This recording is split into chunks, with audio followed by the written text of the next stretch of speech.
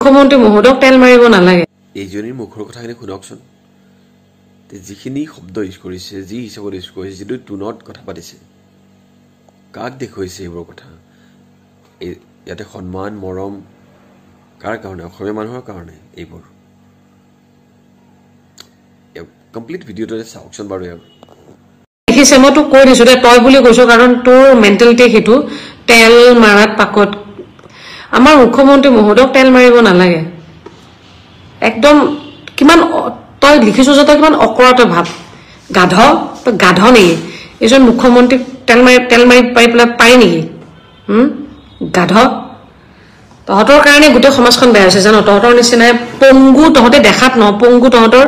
চিন্তাত এইটো ঠিক কৰ মই নাজানো তহঁতৰ ঘৰবিলাকত কি চলি থাকে তহঁত বুলি এইকাৰণে কৈছো এইবিলাক জিটি লিখ তহঁতৰ কামেই সেইটো ন তহঁতৰ কামেই এইটো কেতিয়াবা চিন্তা কৰিবি নিজে